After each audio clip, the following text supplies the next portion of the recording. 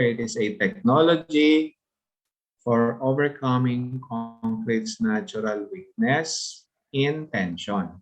It can be used to produce beams, floors, or bridges with a longer span that is practical with ordinary reinforced concrete.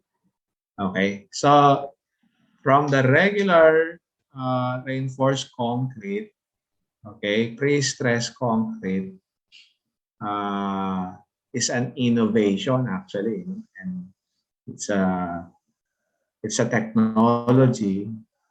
Okay, uh, it is meant to have a longer span for beams. Let's look at some of the types. Types of pre-stressed concrete beams. First one, it says pre-tensioning. So for this one, steel is first stressed. Okay, so you have a formwork. So the steel, actually, this steel are high tension cables usually. No, okay, they are first stressed, and then concrete is then poured around the steel, stressed bars. Okay, when enough concrete strength has been reached, the steel strain restraints are released. Okay. Uh, Note that uh, concrete is very weak due to tension. So with this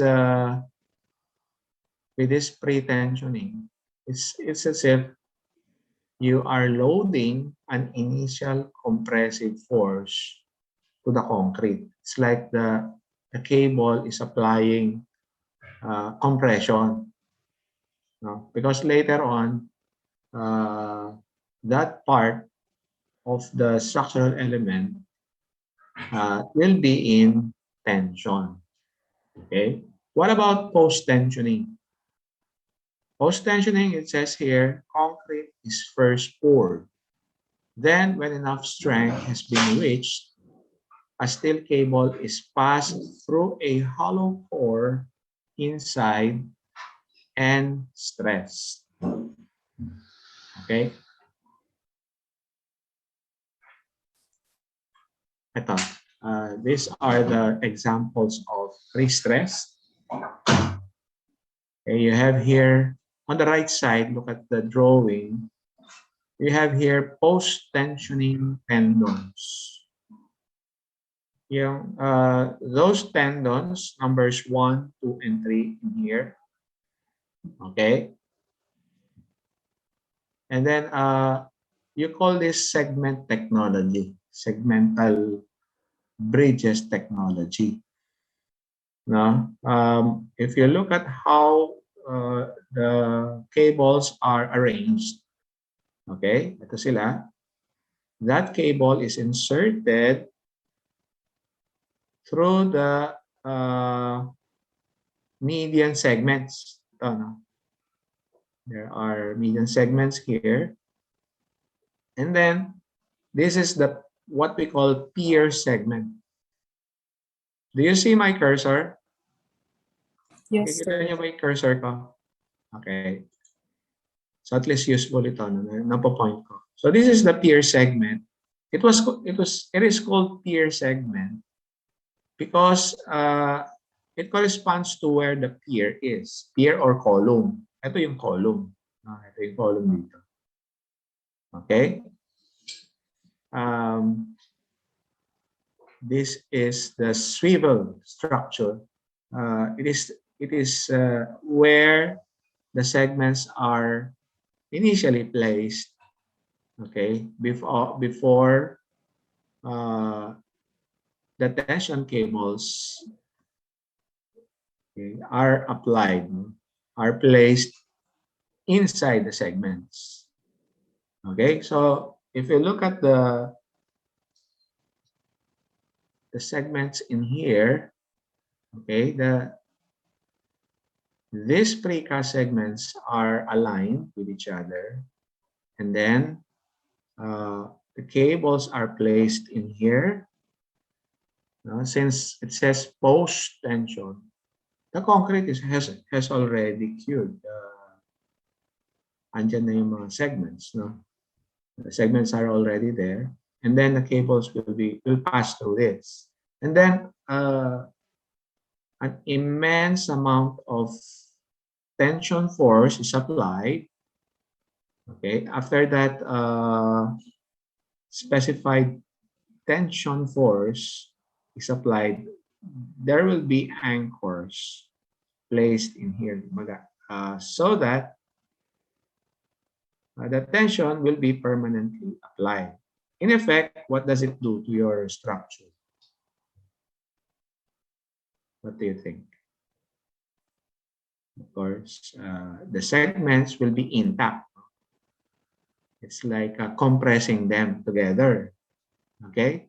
Now, aside from compressing them, there is a vertical force applied in here so that later on, after all the tension has been applied, okay, there will be camber.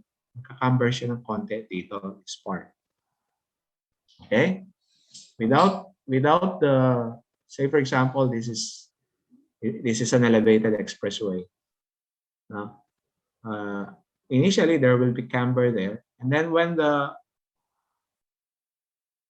vehicle pass through it, okay, with the load applied, flat na yan. It will become flat. So it compensates yung camber that is caused by the post-tension cables. Okay? I've encountered this technology when I worked in Thailand. Okay? Our projects there were elevated expressways, and then the Bangkok transit system. The technology that they've used is this, post-tension tendons. Okay, now on your left, what do you think are this? These are actually I-beams. Okay, itong I-beams na to, these are pre-stressed, no? Pre-stress ito. So that you pour the concrete, okay, you stress first the reinforcements in here sa baba, okay, and then pour the concrete, and then the concrete will cure, will harden, okay, at a certain maturity of the concrete, the cables, the tensions are released. Okay, so in effect, there will be initial compression at the bottom part of the I-beam. Okay, and when you see how the beams are analyzed, mostly the part where the beam is in tension is at the bottom. Okay, so if you have an initial compression at the bottom of the beam, then you subject it to tension. It's like they will just, or these tension forces will negate the initial compression force that is applied in the I-beam. Okay. Where have you seen I-beam technology in the Philippines? Let's say aside from vertical buildings, of course they use these vertical structures so that the main purpose is to have a longer span or clearance. Most of the time, architecturally, it's pleasing when the clearance is wider, di ba? So, there will be not much obstruction for the presence of columns. Tama ba? So they use pre-stress beams to have longer spans. Okay? Now, nakita niyo na ba yung mga, of course, nadaanan niyo na ito kapag sumasakay kayo ng buses. Sa yung mga flyovers, say flyovers in EDSA, okay, they use I-beams. And one of the most popular supplier of I-beams is what? What company? Anyone?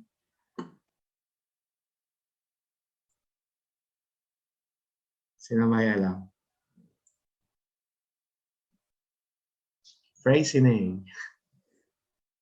Sometimes they pronounce it as Freycinet. But the right pronunciation, I think, is Freycinet. Okay? In the Philippines, maraming gumagamit ng mga I-beams. But there are also structures where they use segmental technology. I think they use segmental technology like this one in LRT2. Okay? LRT2, ito yung ginamit nila.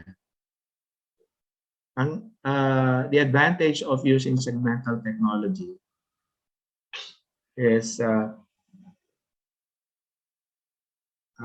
advantage in the construction. First, you just have to construct the columns. Then after constructing the columns,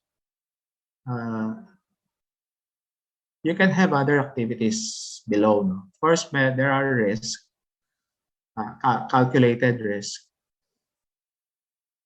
Okay, so that ma-free up yung sa baba. Because they can just work at the upper portion, yung superstructure. We call that superstructure. Okay? Any questions so far? Sino nang nakapunta sa inyo sa Thailand? And I think sa Taiwan, ganun din. Segmental technology ang ginamit. Okay, any question? Class? If you don't have any question, you flash a thumbs up sign. Kung wala kayong tanong. Yan. Just to see that at least we got what we are discussing here. Okay. Yeah. Okay, so that's pre-stressed concrete. Now slabs, you can see this in major structures, no? Sa mall, in houses, in our buildings in UP. Okay. So slab, there are different types of slabs. You have here conventional system. When you say conventional system, meron kang column, and then you also have beams. No? That's where your slab is resting. Or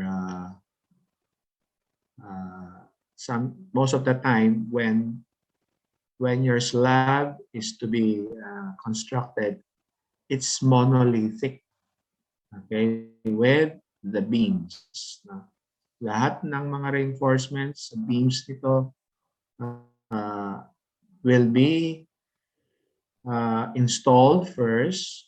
Okay, they will be fabricated first, then be placed and tied, complete with stirrups, longitudinal bars. Okay, and then you pour concrete.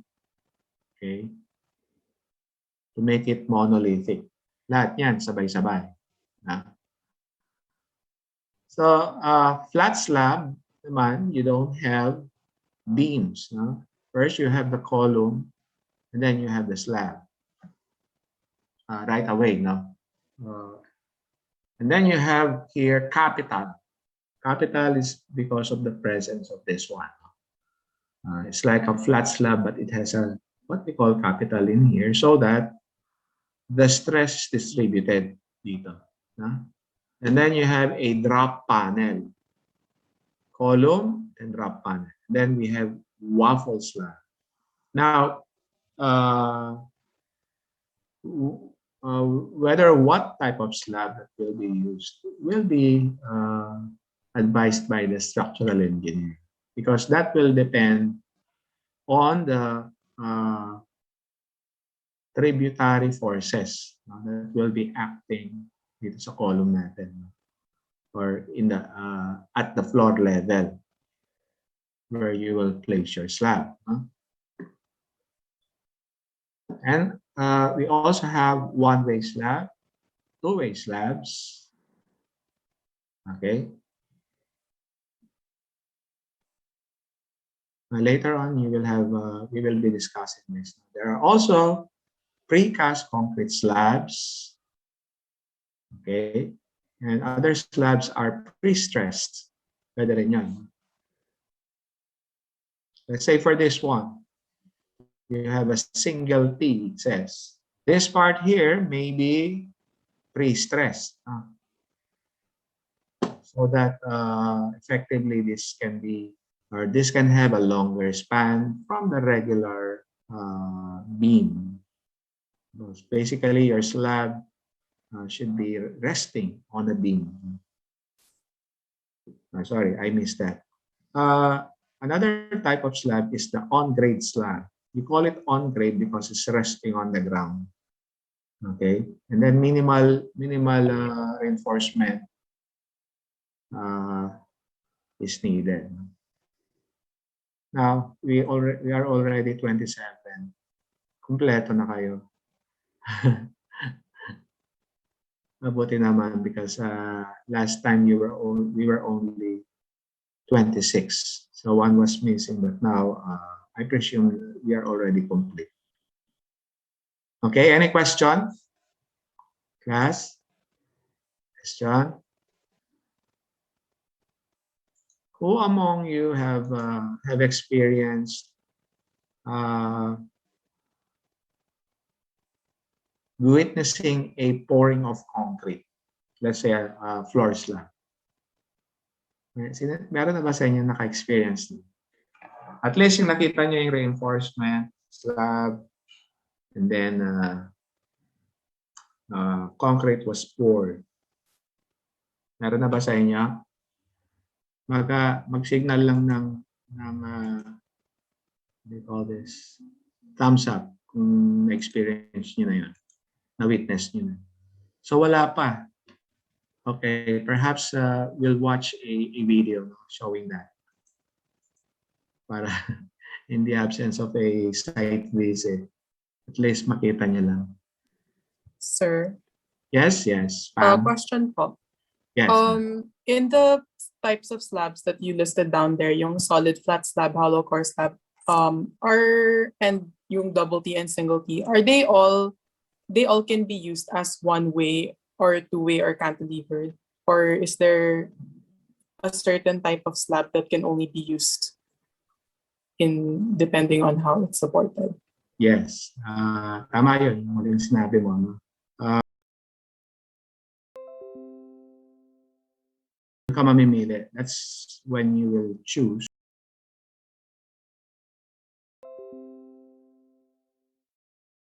If it's, say, for example, long span, okay, ito gagamitin mo, single T, no?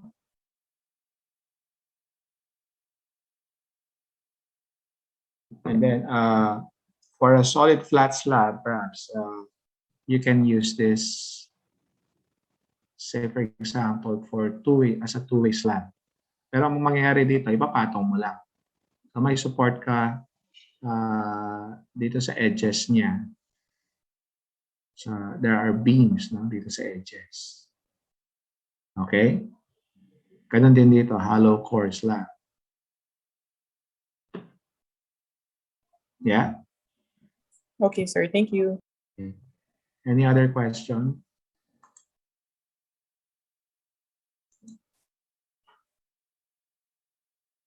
Okay, ito, one-way flat plate, or flat slab. You call it one way because it is supported in this direction only. Okay, one pair of sides na siya supported. Now, it says here, one-way beam and slab. Ito, it is still one way because one pair of sides lang siya supported. Okay? But the beam and the slab are poured together, poured in place. Now, for two-way slab, it was called two-way because the supports are in both directions, no? Or two pairs of sides, no? Of a rectangle.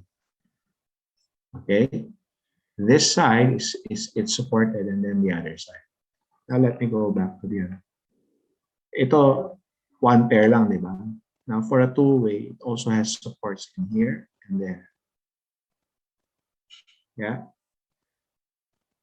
Now, what about retaining walls? It says here, a retaining wall is a structure that holds or retains soil behind it. The types of materials that can be used to create retaining walls are concrete blocks, poured concrete, treated timbers, rocks, or boulders. Some are easy to use, others have a shorter lifespan. All can retain soil. Okay? Well, in our condition, treated timbers or other wood materials are regularly used. No? Kasi kakainin lang yan ng mga insects. So, using concrete, reinforced concrete, is very practical sa atin. Because marami tayong volcanoes, di ba, sa bansa natin. And volcanoes are a good source of fine aggregates materials or even cement tissues materials. No, yung pozzolan, and then yung fine aggregates, yung sand. So, andyan ka agad ng materials. So, we take advantage of that. Okay? Now, these are examples of retaining walls. Now, the first picture on the upper left corner, kita nyo, it's like they are bricks. No? Still, they are made of concrete. Now, whether there are reinforcement there, depende, no? Yung iba naglalagay ng minimal reinforcement in between, so that just to keep together the bricks. Pwede ring wala, no? Because whether you will put reinforcement or not will depend on the height. No? Kasi the height of the retaining wall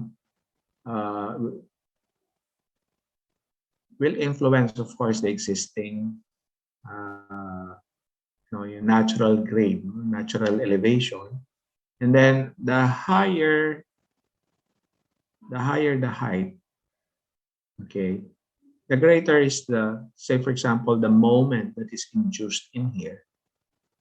Okay? And then the amount of force then. Kasi mas maraming, if it has a greater height, mas marami siyang soil that it has to resist. Okay? So for this one, you have gravity one says, okay, this is the force.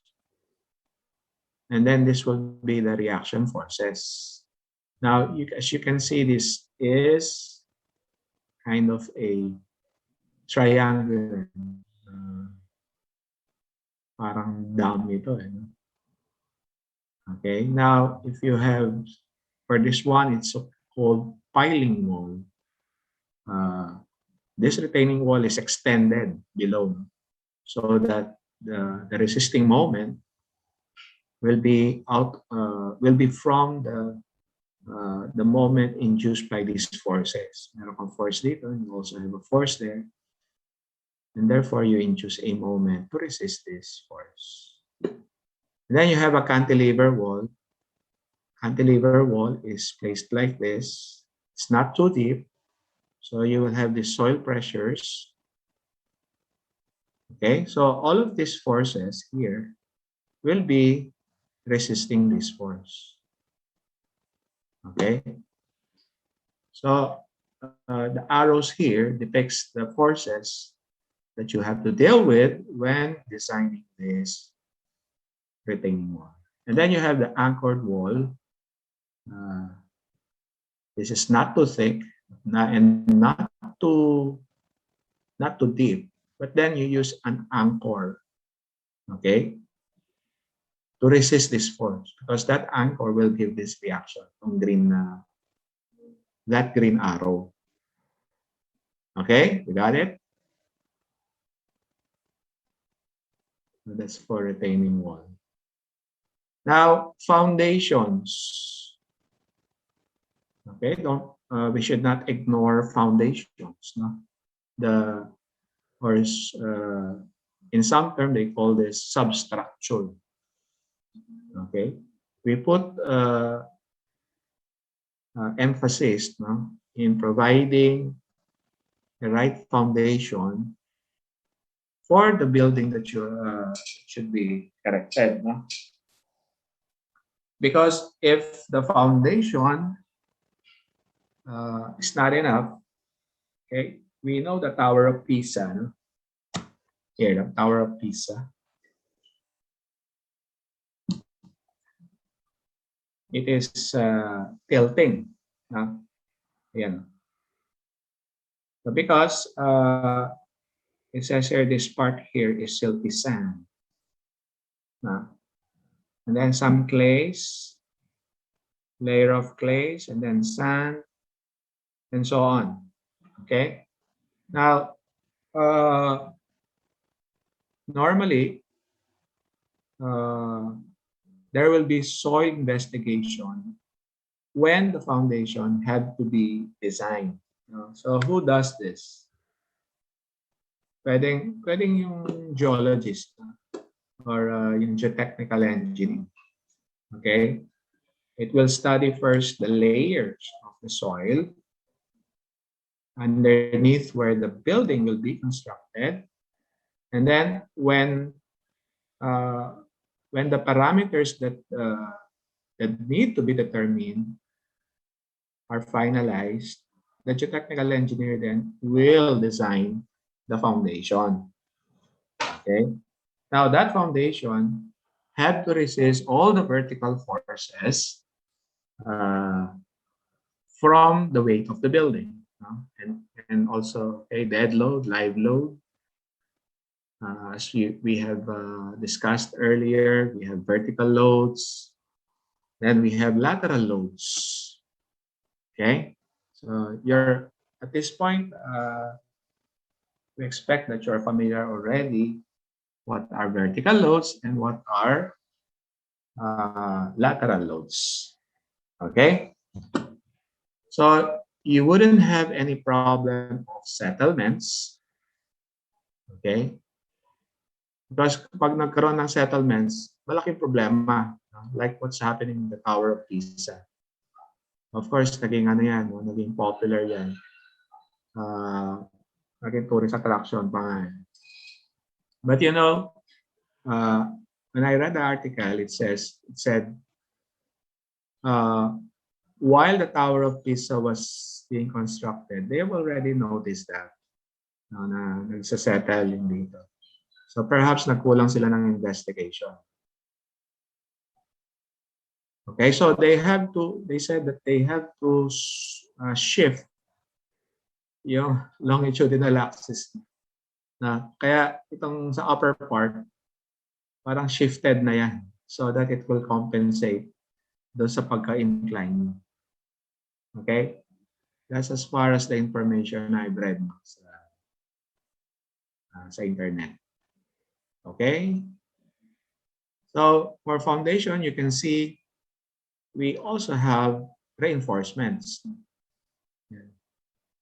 You have the longitudinal bars, and then bars that are perpendicular to these longitudinal bars. Yeah. So there are different types of foundation. Look at the picture here. You can see protruding reinforcements in here from the piles. Okay, these piles are driven to the ground. No, actually, they're not necessarily the same in lengths. No, so the piles will be driven until they reach the high density soil, or most of the time they call this bedrock. Okay, bakit kailangan na ma-reach yung bedrock? Okay, most especially if your building is very heavy. Like for example, yung mga high-rise buildings. Of course, with the weight itself of the building.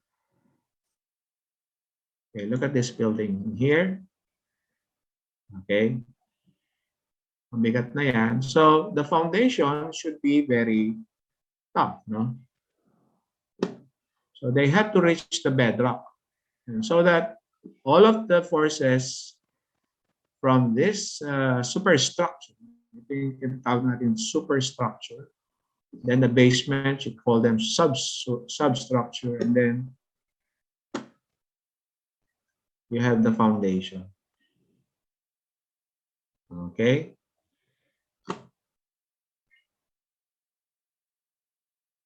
There. So what do you think is this? That's actually the pile cap. The pile cap, and then from the pile cap, that's where the reinforcements of the columns are anchored. Okay? Ito, mas malaki-laking ano. You have several piles, and then we pour concrete, or the concrete is poured as the pile cap. Any question? Doon? Ito sa foundations.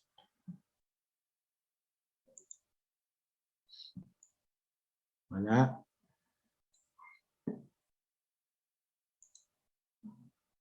Okay. Now, frames.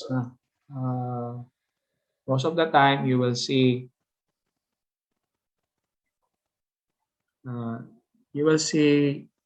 different types of frames, no, in buildings. Well, not only in buildings, but horizontal structures also. No? For example, for bridges. Okay. Now the first one, it says here post and beam structure. Okay, you have columns in here, and then you have the support connections. Yeah, you have a pin connection on the left, and then a roller at the right. Okay, so for this type of frame, our shear diagram, okay, will be this. Ito yung shear diagram natin. If our vertical forces is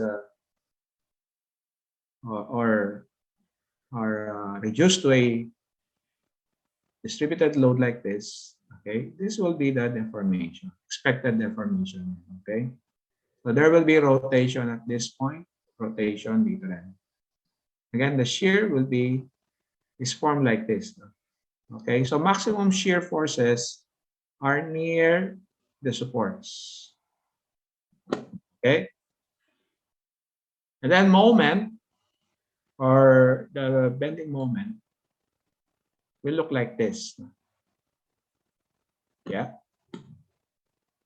And then for axial, when you say axial, which of the elements of the structure are subjected to axial load?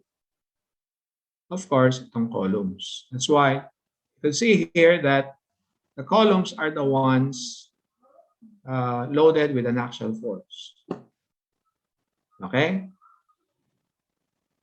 Now, moment. Okay, i-digest lang natin ng konti. When you say moment, what influences the moment forces? Ano yung naapektuhan ng moment forces sa structure natin? Okay. The design of your longitudinal bars in here will depend mostly on the amount of moment force that it will resist. Okay? When you say longitudinal, along the axis of this beam. Okay? Now, what about shear? What will resist the shear forces? Well, first one is the concrete. No? Yung concrete, okay. I forgot to mention, it will all, even for the moment, that will also influence the depth of this beam. It will influence the depth, and it will also influence the amount of longitudinal bars. Okay. And then shear, and then the cross section of your reinforced concrete and the stirrups. Okay. I mentioned last time what is the stirrup. Uh, in columns, you call it ties. Okay. Pero sa beam, you call them stirrups. Okay. I don't know why they call it stirrup, because perhaps it steers the forces upwards. Ano lang yan? Hunch lang yan. No? You call them stirrups. Depending on the force, shear forces, it will influence the spacing of these stirrups. Okay? Since the shear is highest at the supports, so that means the spacing near the supports are shorter. Okay? There are cross sections of or number, yung type of bars that you use for stirrups, and then depending on your chosen number of stirrups, that will influence the spacing. Okay. Later on, when we take up shear forces on beams, you will learn how the spacing of stirrups are determined. Okay. Now for this one, you can see the difference, no? Dito, for this one is pin connected. Ito, it's a roller, but you have a fixed support in here. Okay. Now dito pa, iba naman, you have fixed supports here, and then but you have pin connection here, roller supported there. So deformation tendencies ito. Now, by the way, if you have a lateral force, say for example, wind load or earthquake, ito yung deformation, expected deformation.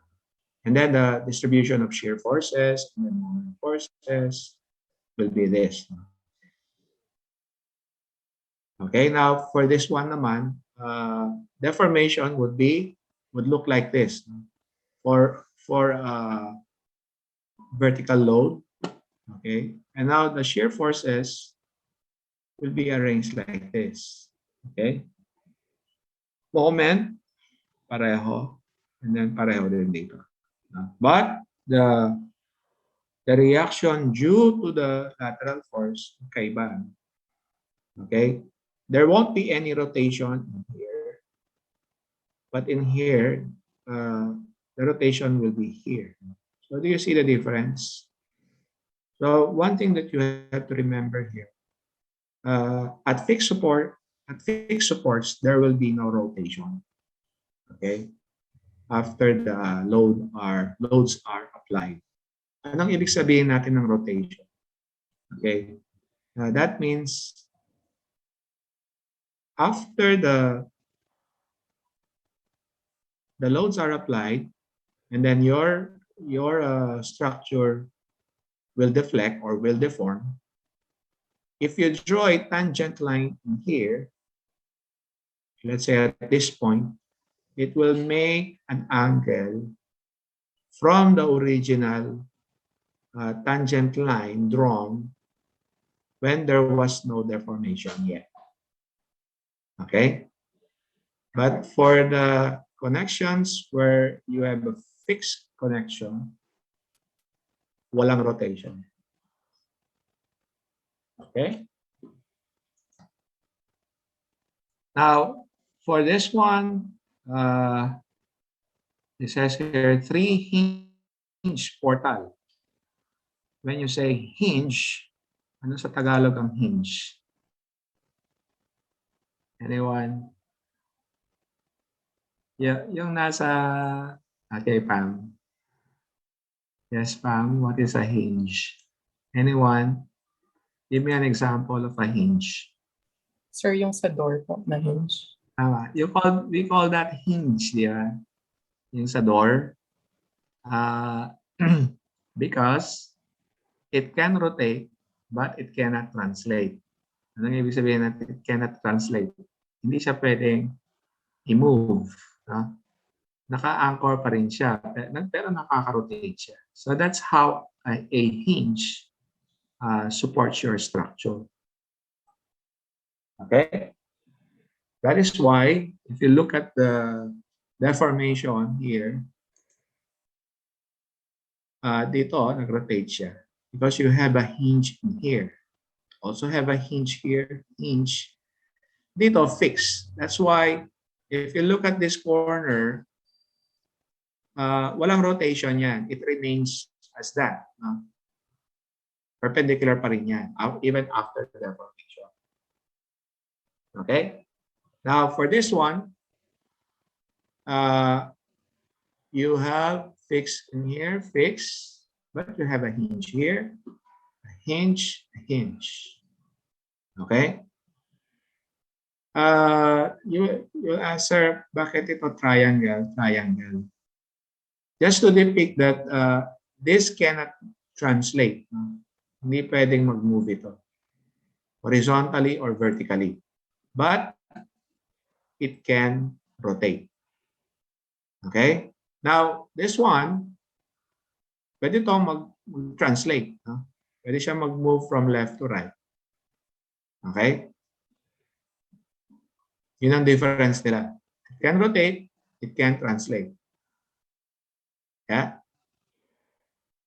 You know, you understand when I say translate, no? It can move horizontally or vertically. Okay, and then we have this type of frame. It says 2 hinge frame, fix, and then 2 hinges in here. Now, if you compare the frames to their resulting shear moment, axial, okay, different, no? Yung ano niya, yung reaction of every frame. Okay? Depending on the forces that are acting on your structure. Of course, the first row would be the shear moment and axial due to vertical loads. Ito naman, second row, you have shear moment and axial due to lateral loads. Okay? You can see the arrows here. Now, for rigid frame, rigid lahat. Wala kang makikitang hinges or pin connection. Yeah, and look at the effect. No? Okay, there are advantages and disadvantages. Okay, when choosing the the appropriate frame for your structure. Okay? As the term implies here, rigid frame, it is rigid. No? So, walang very small ang deformation, expected deformation. Now, in structural engineering, to a certain extent, your structure is permitted to move so that the forces acting on your structure is dampened.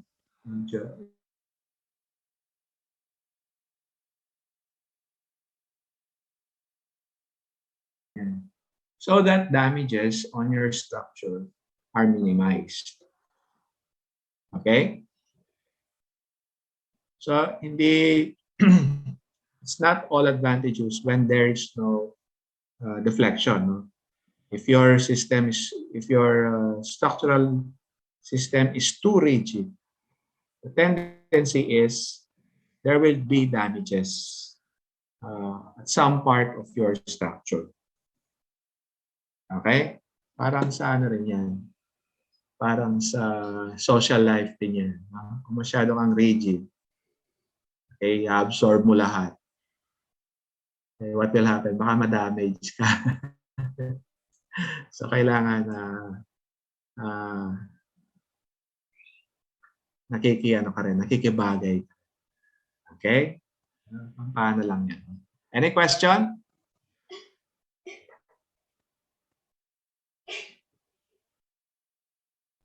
Any question? Anything that you want to add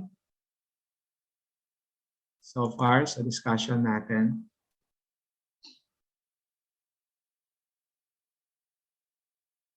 Okay.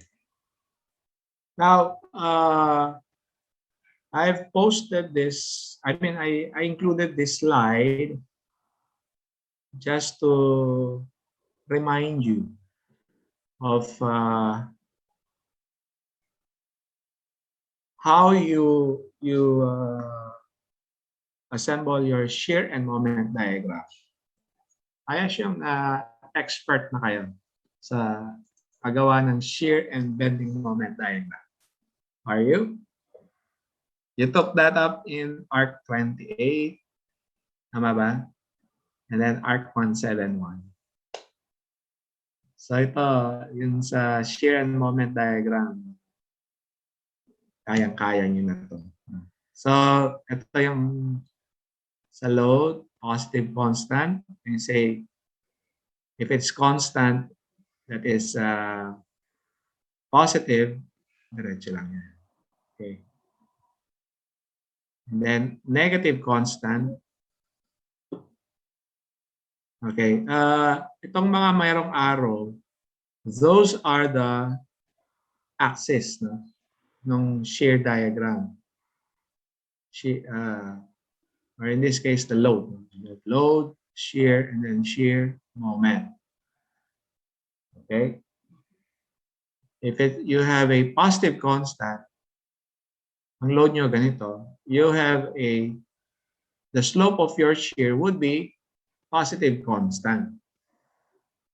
When you say positive constant, that will be a line which has a slope which is positive. Now, if your load is negative constant, okay, it is negative because it's below this x-axis. Now, so negative yan, the slope of your shear would be negative but constant. Okay? Now, if your load is positive increasing, that means triangular distributed load, no? But increasing from less, it increases.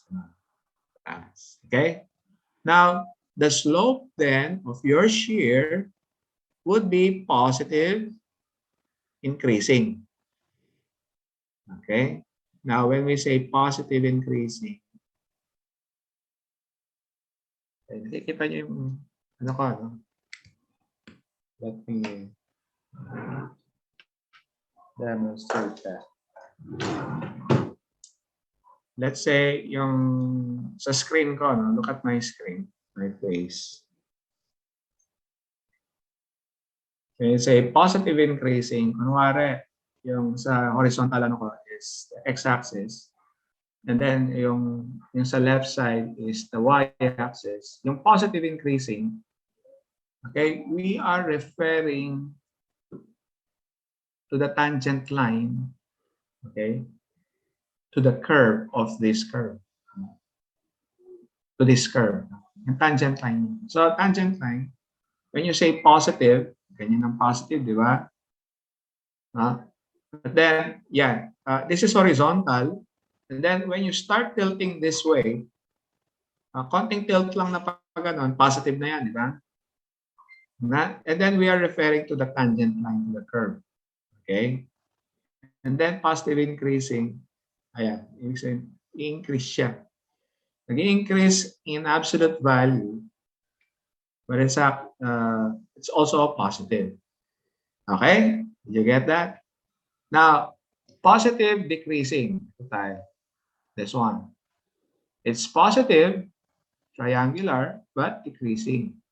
Now, the slope of the curve, okay, this will actually be a curve for the shear. It's positive, but decreasing. Okay? From this, let's say from this slope, it's positive, but it's decreasing until it reaches yung horizontal. Do you see it? Nakukuha niyo yung ibig ko sabihin? Positive, but decreasing. Okay? So,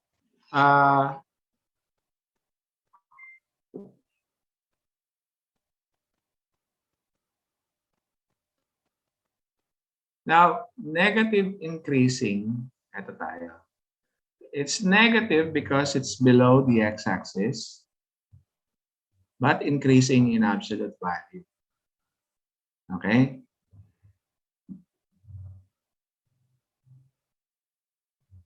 Negative increasing.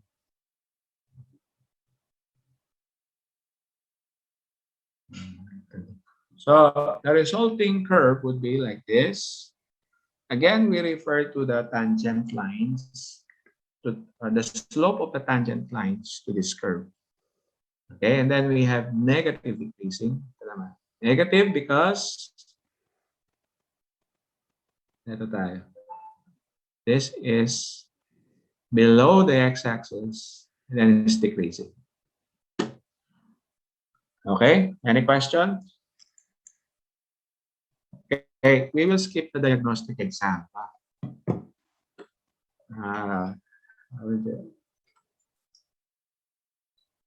I'll just include this for your next state work or homework. Okay. Now we will take a 15-minute break, and then we resume our discussion on singly reinforced concrete, or specifically singly reinforced beams. Okay, before we take a break, baka meron kayong question. Wala? Sige. Okay, see you after 15 minutes.